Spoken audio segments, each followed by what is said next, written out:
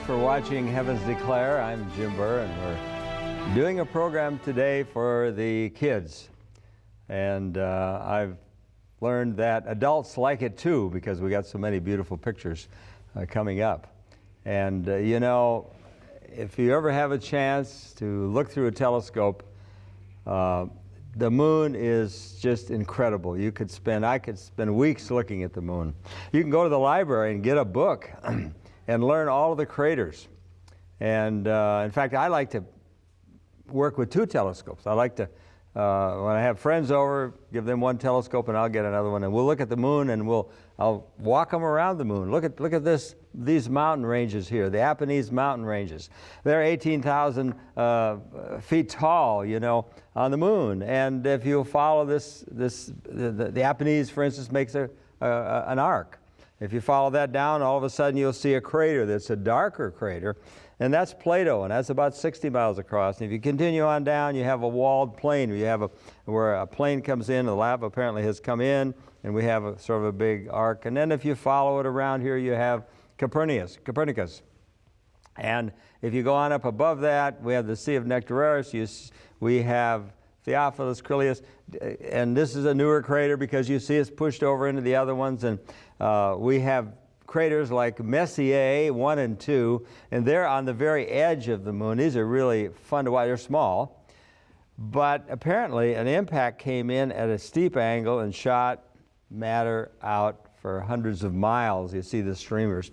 And so just even looking at the moon is breathtaking. And of course Saturn is, people who watch Saturn for the first time, it's fun for them to, it's fun to see that for the first time and hear their oohs and their ahs, and actually, they're actually seeing the rings around Saturn. And the rings around, the moons around Jupiter, you have, even with a pair of good binoculars, you can see moons around Jupiter and the rings of Saturn. They'll be pretty small with binoculars, but the problem is that these cheap telescopes that are sold in stores are a disaster. And if you're interested in getting a telescope, I would definitely recommend taking a look at what we call a Dobsonian telescope. Dobsonian scopes are quite reasonable, and they're very solid. They don't shake all over the universe. The stuff that's sold at some of these department stores is so wiggly and so shaky that you would be so discouraged. And in fact, I had a friend that called me up, or I was headed to California, and he said, I've got a telescope, and I'd never seen a thing through it. And it, it was like hundreds and hundreds of dollars he spent for it. And the problem was it wasn't focusing, and because some of these, you get a long range of focus, and unless you're close, what you've got to do is you have to look at a TV tower or a hill or something way down the road, get it in focus. Then when you look at the stars, you'll be able to find them. But if you have that focus off an inch or so, you won't see a thing. You won't see a thing through it because it'll be so blurry you won't even see there's anything there. And just be real careful buying department store telescopes, because most of them are so flimsy. But the word to look for is Dobsonian, and the smallest Dobsonians are like 3-4 inches in diameter, and then they go on up to 16 inches and so forth. But I mean, you can get some of those for under a couple $100, and they're really a wonderful instrument. They really are. For the money, a Dobsonian would be the best scope. They're very rigid, very stable. They don't shake all over the place. And most of them, you'll actually be able to see moons around Jupiter. You'll see our moon, and you'll see the rings around Saturn and other things. Depending on if you're in the middle of a city, you're not going to see much, but even in the city, you will see like Jupiter and Saturn and the moon. But as far as seeing, a lot of beautiful stars, you need to get out in the country away from the city lights. And so today we've got a lot of stuff to show everyone, but the young kids particularly. And I live in the mountains of Colorado, and we're up at high altitude, 7,000 foot, and we have a lot of life that comes to our feeders. We have birds that come. Just recently we saw a couple of bobcats coming out down the mountain looking for, I suppose rabbits would be their favorite food. And hummingbirds in the summertime is fantastic, living in the mountains. The hummingbirds, you can actually get them to sit on your finger while they drink from the feeder. And you know, it's wonderful living in the country. And we were in Russia, and we were in these apartments that went up, you know, 20 stories, and people living in little cubicles. And when we were there and we showed pictures of the animals in Russia, people said, "Oh, this would be heaven. This would be heaven." To be able to have animals, like I'm going to show you a couple of animals coming up here. Well, you know, the Bible says that heaven is a country. Heaven is a country. And I have some pictures of people in Hong Kong, and you can't believe, you know, it must be 100-foot stories in little cubicles, people living in little cubicles. Never get to see the beauties of God's creation, never get to see the mountains and the trees and the flowers and all of the animals that He has created. And that's not really the way God designed this earth. You see, it says heaven will be a country. And I'm going to share some things with you about tree houses, because tree houses would be absolutely fantastic living in the mountains, where you would have birds coming to your feeder. And I've been in some of those tree houses. Tree houses are becoming very popular. And you know something? I'm going to show you something. In heaven, you can have a tree house, because what I'm going to show you, God, you know, Ellen White is a lady that lived over 100 years ago, and God showed her many things, and one of the things she showed her would qualify for tree houses, and we're going to show you that. But first, I'd like to share with you an image of where I live in the mountains, and where we have this deer and elk that come to our house, come to our feeder, and there's a deer that will come and actually eat out of my hand. This mother deer will actually come when I call her a few times. When I call her, she likes apples, and I take an apple and a knife and go out there and cut slices, and she just loves apples, and she loves those little carrots. And we've had some others, actually we've had 3 deer that we have been able to feed, and we have a couple hundred elk that are in the valley. And now this is looking out of our front door of our house, and you see an elk there. It was actually more elk. There was about 5 elk out there keeping our lawn mowed.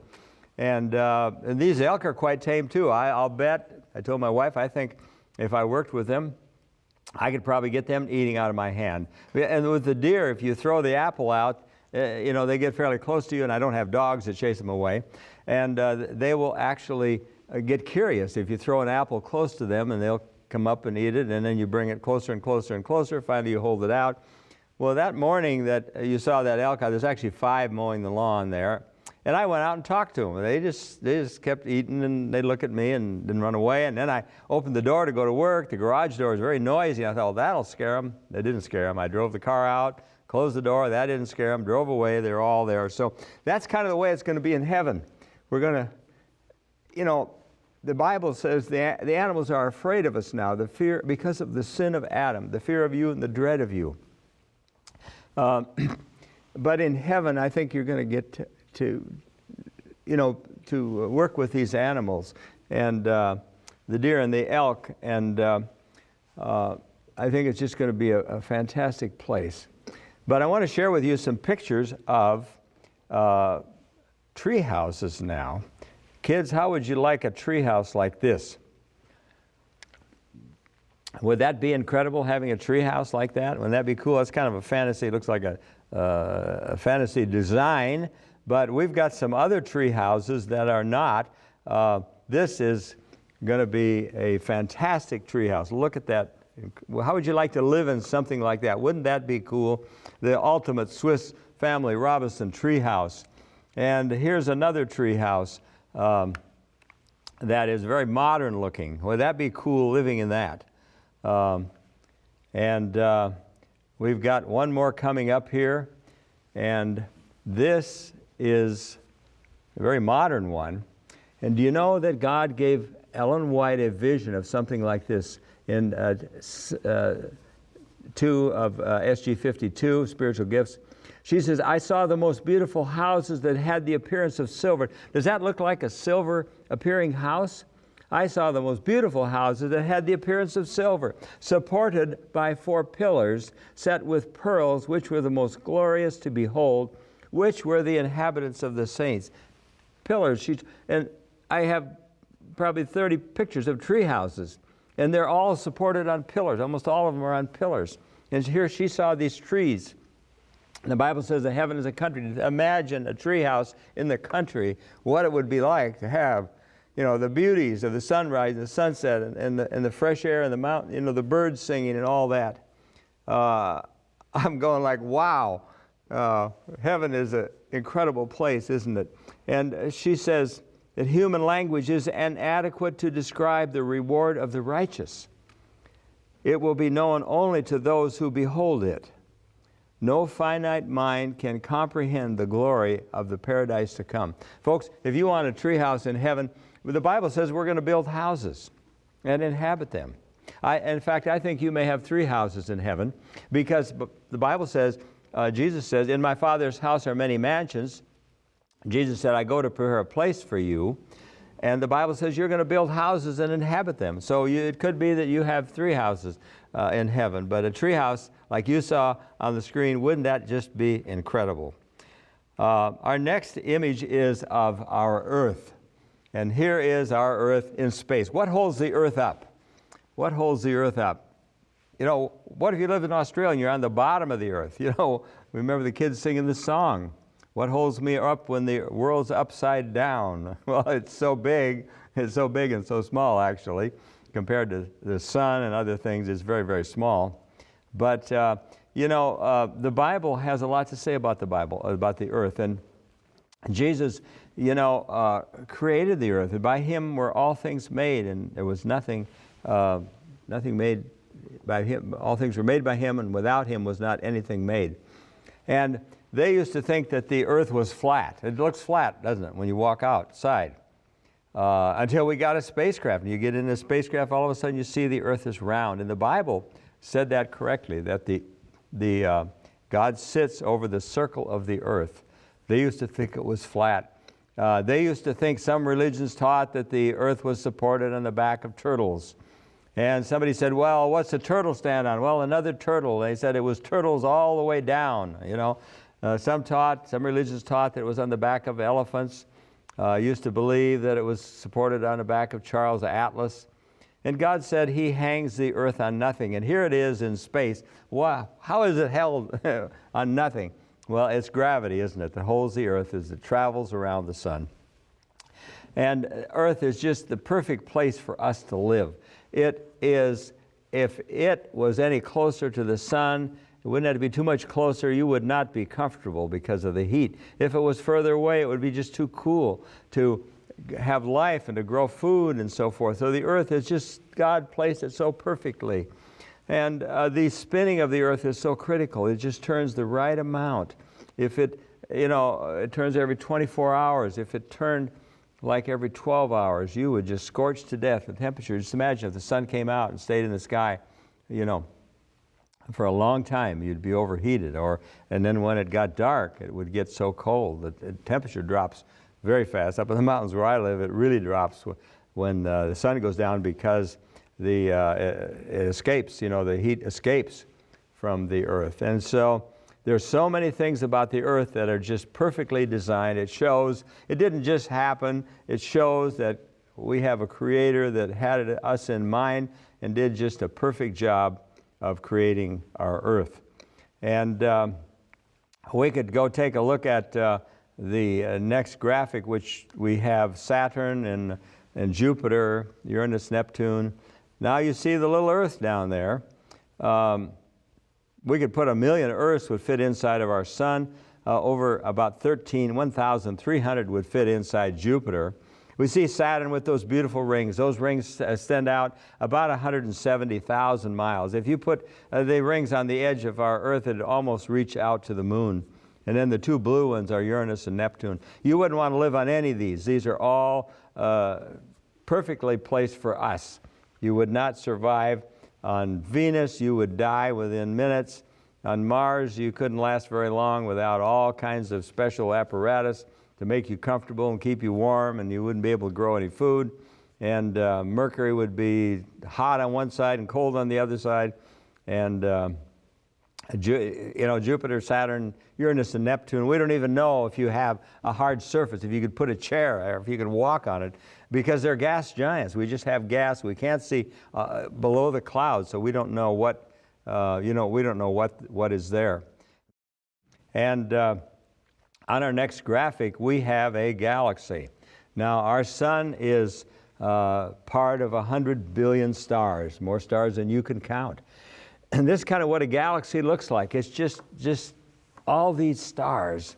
And our sun is just a star. It's just an average star, nothing special about our sun. And it's located on the edge in the Orion Arm. It's about 2/3 of the way out from the center of the galaxy in what's known as the Orion Arm of the Milky Way galaxy. And that's a perfect place for us to be too. So we see that it's designed for us. Let's see, we have coming up a graphic that might be a little fun exercise. You can impress your friends here if you like, because if you see the list here, you could write your name so that you could be found any place in the universe, anybody could find you. And so you'd start first with your name, put your name on the first line. You might want to write this down. The second line, you put your street address, then you put your city, then you put your zip code, and whatever state or country you're in, and then you have the country. In this case, it would be, I'm in Illinois, where in the country it would be United States. The continent would be North America. The planet would be Earth, and our star would be the sun, and our location in the galaxy would be the Orion Arm of the Milky Way galaxy, and the galaxy would be the Milky Way. And which galaxy cluster? Our galaxy is part of the Virgo cluster that we call the local cluster. And so that would be something fun that you might enjoy. Writing your address so anybody, any place in the universe could find you. We have the next graphic coming up is what's known as the jewel box. The jewel box is a star cluster of hundreds of stars. It's just a beautiful, beautiful sight, and they have named it the jewel box. And when I think of that, the Bible talks about his jewels, and in Malachi 3:17, he's going to make up his jewels. And as I go to speak in churches, I often do the children's story, and we use this for the children's story, the pictures that are coming up now. But we show the jewel box, and we sing the little song, and I'd like to try to sing it to you. And many of you probably have heard it and would join in with me. And it goes something like this.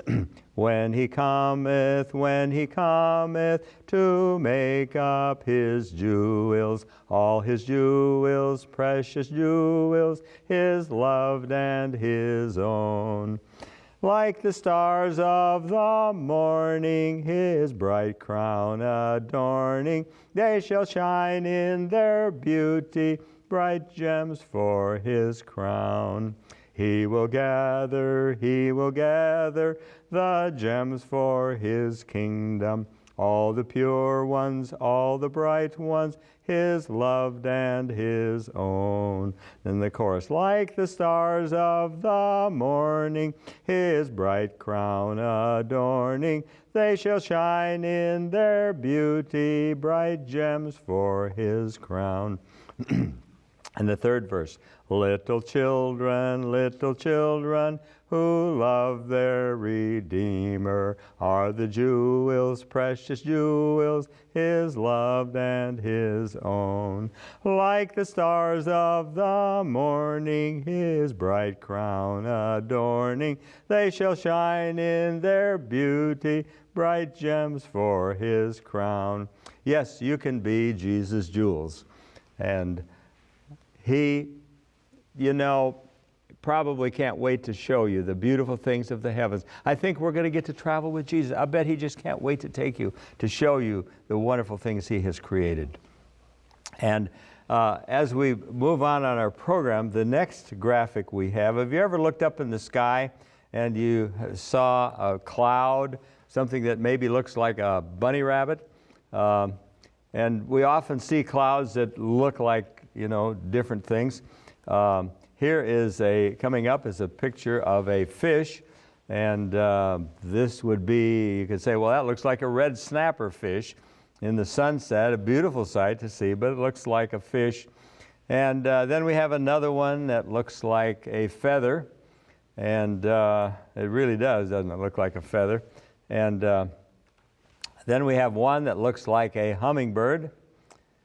And lo and behold, when we look through a telescope, we see things that look like these little creatures. In the next case, you will see a butterfly, and we have a butterfly wing nebula. I put together 275 of these pictures for the Michigan conference who wanted to teach their adventurers astronomy. Isn't that a beautiful picture of the butterfly wing nebula? Just absolutely breathtaking. That is actually an exploding star, and we have hundreds of those in the sky. And as I mentioned before, what we believe and what seems to be true is we have these stars that are so big, like Orion, like that Betelgeuse. And Orion is 1 billion miles in diameter. And these biggest stars, like Orion and Canis Majoris and some of these, they think will, like a balloon. You blow up a balloon, it gets too big, it pops. And it becomes very bright for a few weeks, a few months maybe. And so gas goes out in opposite directions. Now the butterfly nebula, what we believe is that there is a very intense magnetic field in the center here that causes it to go, not just like a balloon get bigger or, a circle. It actually, the magnetic field in the center of that star would cause it to shoot out in opposite directions symmetrically.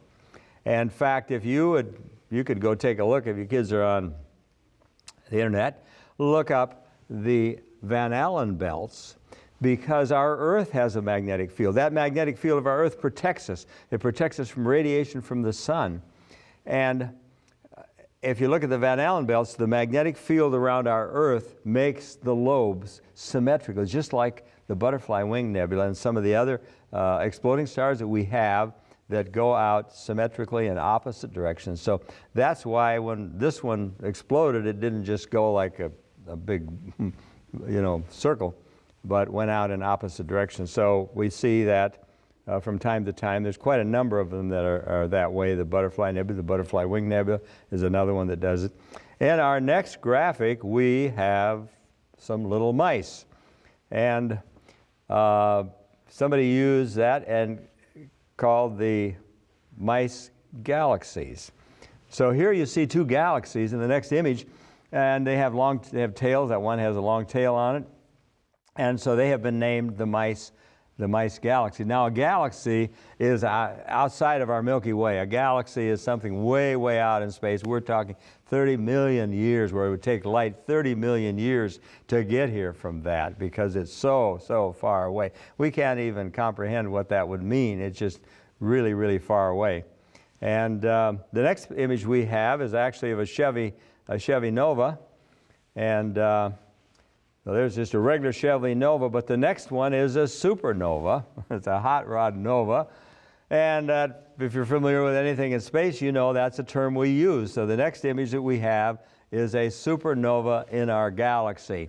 And a supernova would be one of those stars that explodes, and that I mentioned before. We believe these stars, the big ones, Canis Majoris, 1.8 billion miles in diameter. Arcturus is a really big star.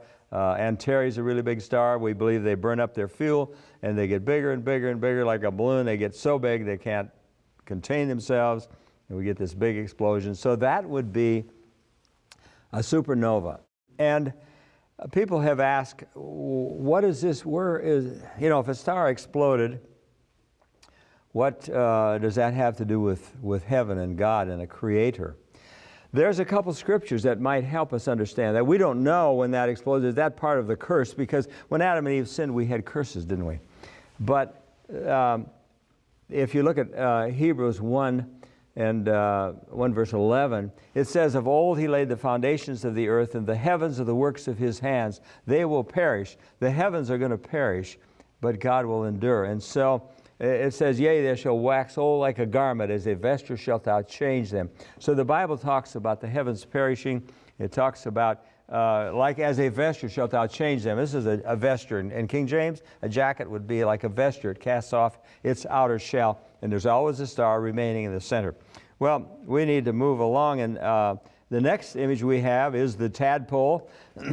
And we have a galaxy that kind of looks like a tadpole, and it's called the Tadpole Galaxy. And that's kind of a cool picture. Next image we have is of a sombrero. We have a galaxy which has been named the Sombrero Galaxy, which is, we believe, the biggest, probably the biggest galaxy we have out there. They think this may have up to 800 billion stars. And there's kind of a dark lane through the center. Sombrero Galaxy has a designation M104. I love to look at that. It's in the spring of the year. It's in the area called the Realm of the Galaxies. The next picture is a horse head. And then we have a horse head in Orion, and here's the horse head picture in Orion. This is located right on the bottom belt star of Orion. Right below, if you look at the belt of Orion, he has his shoulders, he has 3 stars in his belt. The horse head is right there at the very bottom of the belt star. The next image is an ant, but we have what is called the ant nebula. Now, nebula means just a cloud. It's the ant cloud, and there are 4 basic types of nebula. The nebula that are bright because they're hot, and some because they have hot stars in them. Then we have the dark ones, like the Horsehead was dark nebula. And then we have these exploding stars, which we call planetary nebula. The next image is of an Eskimo. And we have a star that looks like an Eskimo. And this would be, the next image shows the Eskimo Nebula from an amateur telescope. This is what you'd see if you had a decent telescope. You see a little Eskimo there. He's got a cold nose. You can see his lips, and he's got a parka on. But the Hubble did a much better job of photographing the Eskimo. So that's really an incredible image that the Hubble gives us from the Eskimo Nebula. And we have hundreds of these in our Milky Way galaxy. That's about all the pictures we can show you for today, because time of the show is just about over. But I want to thank you for watching Heavens Declare. And we have a whole series of programs you may want to order, But we long for the day when Jesus is coming to take us to see these beautiful things He has created. Thank you for watching Heavens Declare. We'll see you next time.